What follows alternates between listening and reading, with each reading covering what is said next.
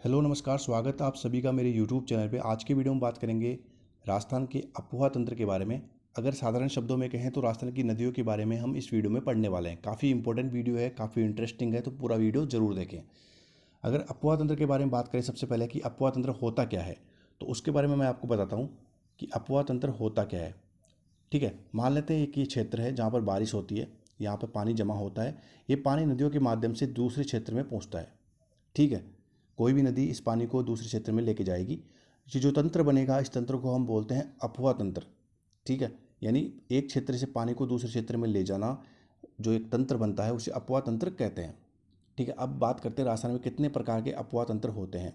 तो राजस्थान की अगर बात करें तो राजस्थान में 3 प्रकार के अफवाह तंत्र होते हैं, जिसमें सबसे पहला आता है आंतरिक। ठीक है, आंतरिक क्या होता है अभी मैं आपको समझाता हूँ। ठीक है, दूसरी अगर बात करें तो अरब सागरीय, और तीसरा अगर बात करें तो बंगाल की खाड़ी अफवाह तंत्र। आपने लगभग सभी ने इनका नाम तो सुना ही होगा, क्योंकि बुक्स में आप पढ़ते होंगे, लेकिन आज आपको पूरे तरीके से समझ में आ जाएगा कि ये होते क्या हैं और किस क्षेत्र में जो नदियां हैं, कौन कौन से अफवाह तंत्र में नदियां आती है। ठीक है, सबसे पहले बात करते हैं आंतरिक अफवाह तंत्र क्या होता है। ठीक है, तो मान लेते एक नदी है, एक नदी ऐसी नदी है जो यहाँ से बहकर यहाँ पहुँची, लेकिन हमें ये पता है इस नदी के बारे में कि ये नदी इस क्षेत्र से निकलती है, लेकिन ये कहाँ तक जाती है इसका कोई आइडिया नहीं है। यानी ये नदी कहाँ जाके ख़त्म होती है इसका हमें पता नहीं है, लेकिन उसका उद्गम हमें पता है कि वो कहाँ से निकलती है, लेकिन उसका अंतिम बिंदु हमें पता नहीं कि वो कहाँ तक जाती है। तो इसी प्रकार की नदियों जो नदियाँ आती है वो आंतरिक अफवाह तंत्र में आती है। ठीक है, यानी एक नदी जिसका हमें उद्गम पता है लेकिन अंतिम बिंदु पता नहीं, उसे हम बोलते हैं आंतरिक अफवाह तंत्र क्षेत्र की नदियाँ। ठीक है, दूसरी बात करते हैं बंगाल की खाड़ी अफवाह तंत्र। बंगाल की खाड़ी की बात करें तो एक ऐसी नदियाँ जो अपना जल बंगाल की खाड़ी में इनडायरेक्टली यानी अप्रत्यक्ष रूप से बंगाल की खाड़ी में अपना जल लेके जाती है। मान लो चंबल नदी है, चंबल नदी जाके यमुना में मिलती है और यमुना नदी जाके गंगा में, और गंगा नदी जाती है बंगाल की खाड़ी में। तो इस प्रकार से जो है ये नदियाँ, जो नदी है यमुना नदी अपना पानी गंगा में लेके जाती है और गंगा जो है बंगाल की खाड़ी में लेके जाती है। तो बंगाल की खाड़ी में जो जल पहुंचा है राजस्थान का, उसे हम बोलते हैं बंगाल की खाड़ी अपवाह तंत्र। दूसरा, कुछ नदियाँ ऐसी होती है जो अपना जल अरब सागर में लेके जाती है, जैसे कि माही। ठीक है, माही नदी जो है अपना जल, देखिए कच्छ का रन हुआ या कच्छ का रन हुआ या बंगाल अरब सागर हुआ, एक बार आप समझिए इनको कि जल कहाँ लेके जा रही है। हम बाद में बात करेंगे कि कौन सी नदी कहाँ तक जाती है, लेकिन जो नदी जा रही है, जो पानी जा रहा है वो ये अरब सागर में जा रहा है, तो उसे अरब सागरीय अपवाह तंत्र कहते हैं। जिस नदी का पानी जो है बंगाल की खाड़ी में जा रहा है तो उसे बंगाल की खाड़ी अपवाह तंत्र कहते हैं। और जिस नदी के जल का हमें पता नहीं वो कहाँ तक जाता है, जिसका अंतिम बिंदु हमें पता नहीं, वो आंतरिक प्रवाह की नदियाँ होती हैं। ठीक है, तो इस 3 प्रकार की नदियों के बारे में हम पढ़ने वाले हैं। सबसे पहले बात करते हैं आंतरिक अपवाह तंत्र के बारे में। आंतरिक अपवाह तंत्र में सबसे पहले मैंने बता दिया आंतरिक अपवाह तंत्र क्या होता है। सबसे पहले बात करते हैं आंतरिक अपवाह तंत्र में घग्गर नदी। काफ़ी इंपॉर्टेंट नदी है, काफ़ी बार क्वेश्चंस इस नदी को लेकर बनते हैं। ठीक है, तो सबसे पहले बात करते हैं घग्गर नदी के बारे में। देखिए, घग्गर नदी का उद्गम कहाँ से होता है, अंतिम बिंदु कहाँ तक है। अब देखिए, इसमें अंतिम बिंदु हम कह नहीं सकते, लेकिन कुछ सवाल बनेंगे, मैं बताऊंगा आपको किस प्रकार से सवाल बनेंगे और ये कहाँ से निकलती है और राजस्थान के कौन कौन से ज़िलों से होकर गुजरती है। तो सबसे पहले बात करते हैं कि ये कहाँ से निकलती है। तो देखिए, हिमाचल प्रदेश, हिमाचल प्रदेश से ये नदी निकलती है। अगर आपको पूछा जाए राज्य के बारे में तो हिमाचल प्रदेश से नदी निकलती है। राजस्थान में हनुमानगढ़ और श्री गंगानगर से बहती हुई ये पाकिस्तान में चली जाती है। अब देखिए, इस पर डॉट डॉट लगा रखे हैं मैंने आगे यहाँ पर, तो इसका क्या मतलब है और ये नदी जो है कहाँ तक जाती है लास्ट तक, इसके बारे में बात करेंगे। सबसे पहले बात करते हैं कि ये नदी हिमाचल प्रदेश से होती हुई राजस्थान में कहाँ प्रवेश करती है। तो यहाँ पे जो जगह है, ये काफ़ी बार क्वेश्चन बन चुका है, टिब्बी हनुमानगढ़ बोलते हैं इसको। टिब्बी नाम की जगह है और हनुमानगढ़ में है। तो टिब्बी हनुमानगढ़ में ये प्रवेश करती है और फिर इसके बाद श्री गंगानगर से होती हुई पाकिस्तान तक चली जाती है। कब जाती है पाकिस्तान तक, जब इसमें पानी की आवक ज़्यादा होती है, यानी बारिश अगर ज़्यादा होती है तब ये पाकिस्तान तक चली जाती है, अदरवाइज ये हनुमानगढ़ में ही ख़त्म हो जाती है। लेकिन आपसे ये पूछेंगे नहीं, क्योंकि इस जो आंतरिक प्रवाह की नदियों में अंतिम बिंदु अक्सर पूछते नहीं, क्योंकि इसका अंतिम बिंदु हमें पता ही नहीं। अगर परिभाषा के हिसाब से देखें तो उसका अंतिम बिंदु हमें पता नहीं। तो ये नदी की बात करें तो यहाँ से हिमाचल प्रदेश से निकलती है और टिब्बी हनुमानगढ़ में प्रवेश करती है। ठीक है, अब बात करते हैं इस नदी को, इस क्षेत्र में क्या कहते हैं, इसके आसपास कोई सभ्यताएं भी हैं क्या, इस प्रकार के जो है सवाल बनते हैं। तो सबसे पहले बात करते हैं कि हनुमानगढ़ की अगर बात करें तो देखिए, हनुमानगढ़ में यहाँ और यहाँ दो जगह ऐसी है जो काफ़ी इंपॉर्टेंट है।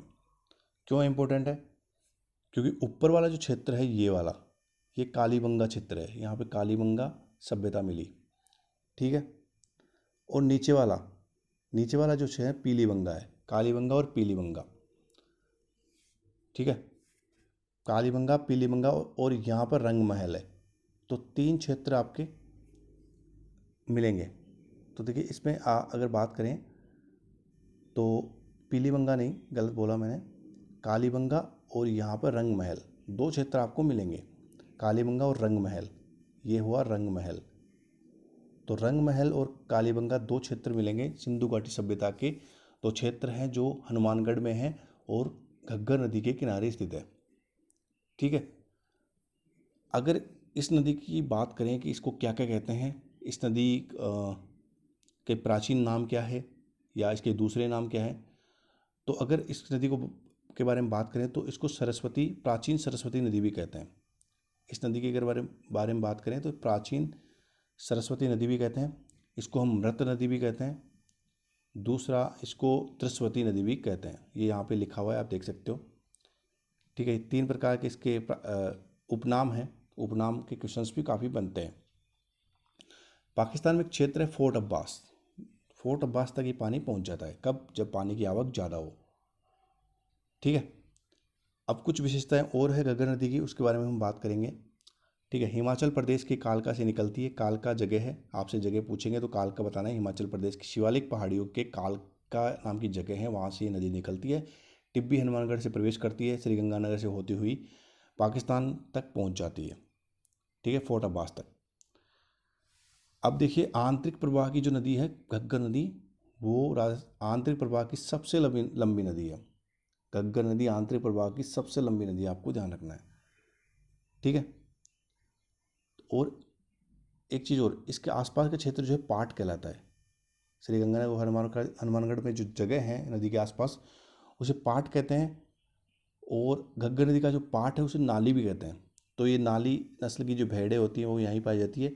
और पाट और नाली आपको ध्यान रखना है, इसके आसपास के क्षेत्र को पाट या नाली कहते हैं। तो कुछ इस प्रकार के पॉइंट हैं जो आपको ध्यान रखना है। ये सारे पॉइंट आपको बुक्स में मिल जाएंगे, लेकिन ये तरीका जो पढ़ाने का है, इसमें ये आपको पता चलेगा कौन सी नदी कहाँ से बहती है, कहाँ से प्रवेश करती है, उसका क्षेत्र क्या है और उसके आसपास के क्षेत्र को क्या कहते हैं। ठीक है, तो इस प्रकार से कालीबंगा और रंगमहल 2 क्षेत्र मिलेंगे इसके आसपास। पीलीबंगा मैंने गलत बोल दिया था, तो आपको ध्यान रखना है कालीबंगा और रंगमहल। ठीक है, 2 क्षेत्र इसको यहाँ पे मिलेंगे। ये है घग्गर नदी खत्म। ठीक है, आपको समझ आ गया होगा। नेक्स्ट नदी पे चलते हैं अपन, कांतली नदी।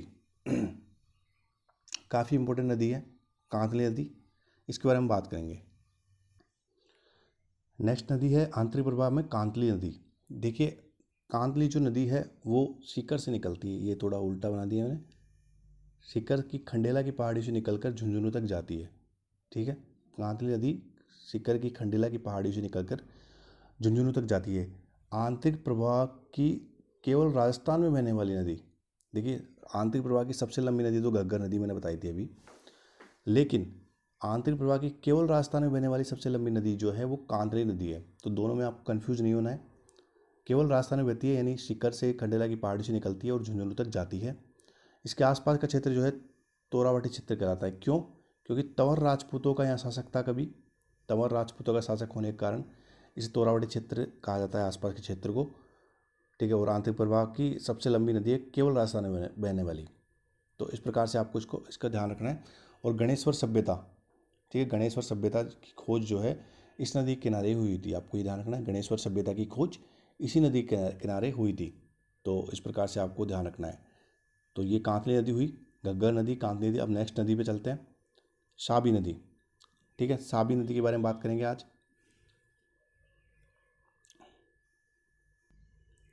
तो देखिए, साबी नदी की बात करें तो जयपुर से निकलती है, अलवर तक जाती है। यहाँ जयपुर से निकलकर अलवर तक जाती है नदी, और शेवर की पहाड़ियों से निकलती है। इसमें ज़्यादा कुछ पढ़ने का नहीं है। शेवर की पहाड़ियों से निकलकर ये अलवर तक जाती है। ज़्यादा पानी होने पर इसका पानी जो है हरियाणा तक चला जाता है, लेकिन ऐसा काफ़ी कम होता है। तो शेवर की पहाड़ियाँ जयपुर से निकलती है, अलवर तक जाती है। ठीक है, नेक्स्ट चलते हैं, कांकने नदी। अब देखिए, कांकने नदी की बात करें तो जैसलमेर में ये निकलती है यहाँ पर, जैसा कि आप देख पा रहे होंगे। ये जैसलमेर में निकलती है और भुज झील, एक यहाँ पे भुज झील है, इसका निर्माण करती है। ठीक है, यहाँ पे भुज झील है, उस झील का निर्माण करती है कांकने नदी। आंतरिक प्रवाह की सबसे छोटी नदी है, आपको ये भी ध्यान रखना है। आंतरिक प्रवाह की सबसे छोटी नदी है कांकने नदी। ठीक है, और भुज झील का निर्माण करती है भुज। आप इस प्रकार से इसको लिख सकते हो, भुज झील। तो इस प्रकार से इस नदी के बारे में आपको ध्यान रखना है। अब चलते हैं नेक्स्ट नदी। नेक्स्ट है रूपारेल नदी। ये काफ़ी इंपॉर्टेंट नदी है। अब इसके बारे में अगर बात करें रूपारेल नदी के बारे में, तो ये अलवर से निकलती है और भरतपुर होते हुए ये आगे निकल जाती है, जिसका पता नहीं है, मतलब आंतरिक प्रवाह की नदियों के बारे में हमें ये नहीं पता कि इसका अंतिम बिंदु क्या है। ठीक है, इसलिए आपको ये ध्यान रखना है कि कहाँ से निकलती है नदी। अलवर से निकलकर भरतपुर जाती है, और मोती झील है, ठीक है, मोती झील एक बांध बना हुआ है यहाँ पे, मोती झील, ये इसी नदी पे है। ठीक है, तो मोती झील बांध जो है इसी नदी बना हुआ है भरतपुर के अंदर। लाइफलाइन ऑफ भरतपुर कहते हैं इसे, मोती झील बांध को, रूपारेल नदी पे बना हुआ है। तो बांध के बारे में अलग से एक टॉपिक लूँगा मैं, अलग से वीडियो बनाऊंगा, लेकिन अभी आपको ध्यान रखना है रूपारेल नदी अलवर से निकलकर भरतपुर तक जाती है। ठीक है, नेक्स्ट नदी पे चलते हैं, मंथा नदी। मंथा नदी के बारे में अगर बात करें तो ये जयपुर के मनोहरपुर क्षेत्र से निकलती है और जयपुर तक आती है। इस नदी के बारे में ज़्यादा कुछ नहीं है, बट आपको ध्यान रखना है कि ये कहाँ से निकलती है। तो जयपुर की नदी है, मनोहरपुर से निकलकर जयपुर तक आती है। ठीक है, मनोहरपुर एक क्षेत्र पड़ता है जयपुर क्षेत्र में, तो इस प्रकार से आपको जगह का नाम ध्यान रखना है। ठीक है, अब नेक्स्ट नदी चलते हैं अपन। इसके बाद बात करते हैं रूपनगढ़ नदी। एक नदी और है रूपनगढ़ नदी, अभी अपन ने पढ़ी थी। रूपनगढ़ नदी के बारे में बात करें तो ये अजमेर से निकलकर जयपुर तक जाती है। ठीक है, तो आपको ये कुछ छोटी नदियाँ हैं जिनके बारे में सिर्फ क्षेत्र का ध्यान रखना है कि किस क्षेत्र में निकलती है, कहाँ तक जाती है। तो ये नदी जो है अजमेर से निकलती है और जयपुर तक जाती है, रूपनगढ़ नदी। अब बात करें अरब सागरीय नदी तंत्र के बारे में। अरब सागरीय नदी तंत्र के बारे में मैंने आपको बताया था कि ऐसी नदियाँ जो अपना जल जो है अरब सागर में लेके जाती है, उसे अरब सागरीय नदी तंत्र कहते हैं। सबसे पहले बात करते हैं लूनी नदी क्षेत्र की। ठीक है, तो इसमें कई प्रकार की नदियाँ हैं, इंपॉर्टेंट नदियाँ हैं। सबसे पहले बात करते हैं अरब सागरीय में लूनी नदी क्षेत्र के बारे में। बात करें तो देखिए, लूनी नदी तंत्र या लूनी नदी जो है अजमेर के पुष्कर से नागपहाड़ से निकलती है। यहाँ पर नागपहाड़ से निकलती है, अजमेर से निकली। इसके बाद की बात करें अगर, तो ये पाली में प्रवेश करती है। ठीक है, सॉरी, अजमेर से निकलकर ये सबसे पहले जाती है नागौर में, नागौर से पाली में, पाली से जोधपुर में, जोधपुर से बाड़मेर में, बाड़मेर से जालौर में जाती हुई फिर ये बाहर निकल जाती है नदी। ठीक है, तो आपको ये भी ध्यान रखना है कौन कौन से ज़िलों में ये जाती है। अजमेर से निकलकर नागौर, नागौर से पाली, पाली से जोधपुर, जोधपुर से बाड़मेर, बाड़मेर से जालौर, इस प्रकार से ये नदी बहती है। ठीक है, नागपाड़ से उसका उद्गम है और कच्छ के रण में जाके ये समाप्त हो जाती है गुजरात में। ठीक है, अरब सागर इसलिए कहते हैं कि अरब सागर, कच्छ का क्षेत्र जो है अरब सागर क्षेत्र में ही आता है। अगर इसके अन्य नाम देखें, वैदिक नाम देखें, सभी नदियों के बारे में अन्य नाम ही पूछे जाते हैं। तो मरुद्वृद्धा इसका नाम है, जो वेदों में बताया गया है, मरुद्वृद्धा। ठीक है, तो इस प्रकार से आपको ध्यान रखना है। दूसरा जो है, इस नदी के बारे में अगर बात करें टोटल लंबाई, तो कुल लंबाई 495 किलोमीटर इसकी कुल लंबाई है। ठीक है, 495 किलोमीटर कुल लंबाई है। सबसे ज़्यादा आपको ध्यान रखना है इसमें कि ये जो ज़िले हैं, कौन कौन से ज़िलों में ये प्रवेश करती है, और इनका सीक्वेंस भी याद रखना है। डायरेक्टली क्वेश्चन पूछ लिया जाता है कि ये नदी कहाँ से कहाँ तक जाती है, और सीक्वेंस से आपसे पूछ सकते हैं। कालिदास ने इस नदी को जो है अंत सलीला कहा है, अंत सलीला। कालिदास ने इसको अंत है सलीला कहा है। ठीक है, तो इस प्रकार से आपको इसके उपनाम भी ध्यान रखने हैं कि उपनाम क्या क्या है लूनी नदी के। ठीक है, नेक्स्ट चलते हैं। सागरमती जब ये स्टार्ट होती है यहाँ से तो इसको सागरमती कहते हैं, और ये आदि मीठी आदि खारी नदी के नाम से भी जानी जाती है। बालोतरा बाड़मेर तक इसका पानी जो है मीठा रहता है, उसके बाद खारा हो जाता है।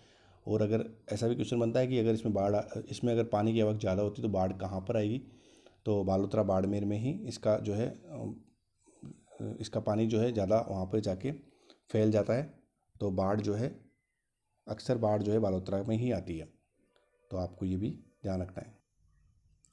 ठीक है, नेक्स्ट चलते हैं। इसके बारे में एक बात वो ध्यान रखनी है, मल्लीनाथ का जो पशु मेला है वो इसी नदी के किनारे भरता है, बाड़मेर में। ठीक है, नेक्स्ट चलते हैं। माही नदी तंत्र या माही नदी के बारे में बात करते हैं। तो मेहंद झील मध्य प्रदेश, मेहंद झील मध्य प्रदेश से निकलती है। ठीक है, डूंगरपुर बांसवाड़ा से होते हुए ये वापस गुजरात में चली जाती है। देखिए आप यहाँ उल्टे यू बन रहा है, तो उल्टे आकार की नदी भी कहते हैं इसको। उल्टा आकार का जो यू है वो बनता है इस नदी के द्वारा। ठीक है, कर्क रेखा को 2 बार काटती है। डूंगरपुर और बांसवाड़ा से कर्क रेखा निकलती है, उसको 2 बार काटती है। ठीक है, आपको ये बात भी ध्यान रखना है। कर्क रेखा को 2 बार काटने वाली कौन सी नदी है, तो माही नदी है। यही इंपॉर्टेंट क्वेश्चन है, काफ़ी बार एग्जाम में पूछ लिया गया है। इस नदी को आदिवासियों की गंगा भी कहते हैं, कांठल की गंगा भी कहते हैं।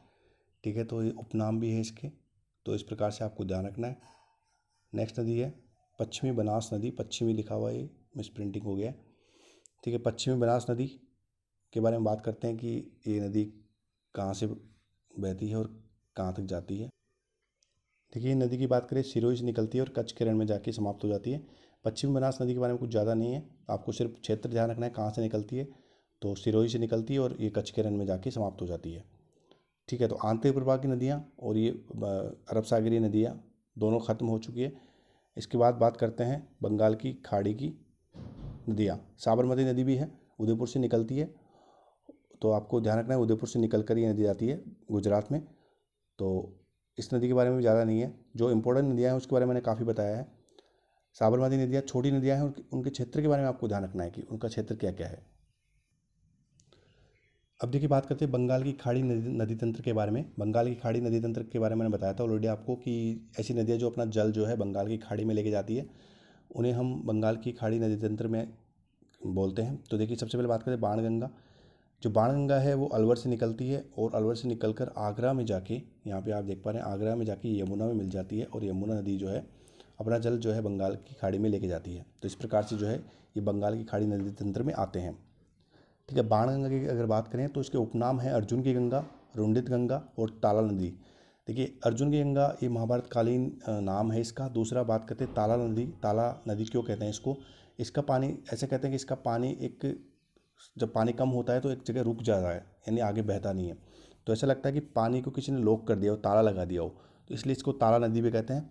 ठीक है, इसके आसपास जो है महाभारत कालीन अवशेष मिले हैं, और भाबरू शिलालेख मिला है अलवर में। भाबरू शिलालेख, अशोककालीन जो है भाबरू शिलालेख वो मिला है। दूसरा महाभारत कालीन इसके आसपास अवशेष मिले हैं। तो इस प्रकार से ये इंपॉर्टेंट नदी हो जाती है।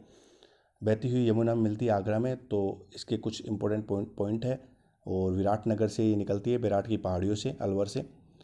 अर्जुन की गंगा, रुंडित नदी, ताला नदी इसके उपनाम हैं। ठीक है, और इसके आसपास जो है, जो मैंने बताया महाभारत कालीन अवशेष मिले, इसके अलावा जो है भाबरू शिलालेख मिला, और बौद्ध धर्म से रिलेटेड जो है वो भी कुछ साक्ष्य मिले हैं। तो इस प्रकार से इस नदी के बारे में आपको ध्यान रखना है कि जो भी अवशेष इसके आसपास मिले हैं वो काफ़ी इंपॉर्टेंट है। ठीक है, अब नेक्स्ट नदी के बारे में बात करते हैं, वो है चंबल नदी। चंबल नदी काफ़ी इंपॉर्टेंट नदी है। ठीक है, तो ये कहाँ से निकलती है, सबसे पहले बात करते हैं। मध्य प्रदेश से निकलती है। ठीक है, राजस्थान में कहाँ से प्रवेश करती है, चौरासीगढ़ चित्तौड़गढ़ से ये राजस्थान में प्रवेश करती है। और अगर मध्य प्रदेश की बात करें तो जन्नापाव की पहाड़ियों से निकलती है, जन्नापाव। ठीक है, आपको ध्यान है, जन्नापाव की पहाड़ियों से ये नदी निकलती है मध्य प्रदेश, और चौरासीगढ़ चित्तौड़गढ़ से प्रवेश करती हुई यमुना नदी में इटावा यूपी में जाके ये यमुना में मिल जाती है। ठीक है, तो इस प्रकार से इस नदी की लंबाई जो टोटल अगर बात करें तो 966 किलोमीटर की टोटल इसकी लंबाई है। राजस्थान में अगर बात करें तो 135 किलोमीटर ही ये नदी राजस्थान में बहती है। ठीक है, तो आपको ये फिगर भी ध्यान रखना है कि इसकी लंबाई टोटल 966 किलोमीटर है और 135 किलोमीटर जो है इसकी लंबाई वो राजस्थान में है। इसको कामधेनु नदी भी कहते हैं और चरमवती नदी भी कहते हैं। ठीक है, कामधेनु नदी और चरमवती नदी भी इसको कहते हैं।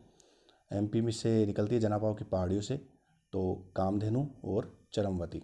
तो इस प्रकार से आपको इसके उपनाम भी आपको ध्यान रखना है। ठीक है, चंबल नदी के बारे में ये कुछ फैक्ट है, ये ध्यान रखना है आपको। इसके अलावा बात करें तो इस नदी के कुछ विशेषताएं हैं, तो ये उपनाम आपको पता चल ही गए। और एकमात्र ऐसी नदी है राजस्थान की जो पूरे साल भर बहती है। ठीक है, बाकी नदियों में लगभग पानी कम हो जाता है या बिल्कुल ख़त्म हो जाता है, लेकिन इस नदी में कभी भी ऐसा नहीं होता। ठीक है, आसपास का क्षेत्र इसका खाद्र कहलाता है। और ये जो है कोटा बूंदी हाड़ौती क्षेत्र इसका इम्पोर्टेंट है, क्योंकि हाड़ौती क्षेत्र में ये नदी बहती है। ठीक है, तो आपको ये कुछ बातें हैं जो ध्यान में रखनी है। चूलिया जलप्रपात जो राजस्थान का सबसे ऊंचा जलप्रपात है वो इसी नदी पे बसा हुआ है, चूलिया जलप्रपात। ठीक है, तो इस प्रकार से ये नदियाँ थी। तो इन नदियों में जो है कुछ बांध भी हैं नदियों पर, तो बांध के लिए एक अलग टॉपिक मैं आपके लिए लाऊंगा। ठीक है, और कुछ नदियाँ और बची हैं जो छोटी नदियाँ हैं, उनके बारे में हम बात करेंगे अलग से एक टॉपिक, अलग से एक वीडियो बनाऊंगा जिसमें सारी जो नदियाँ बची हुई है, जो छोटी नदियाँ हैं, जो सहायक नदियाँ हैं, जो इम्पोर्टेंट नदियाँ हैं। ऐसा नहीं कि हमें सभी नदियों को पढ़ना है। ठीक है, तो जो इम्पोर्टेंट नदियाँ हैं उनके बारे में हम पढ़ेंगे। और दूसरा कि ये टॉपिक जो है काफ़ी इम्पोर्टेंट है, आपको ध्यान रखना है।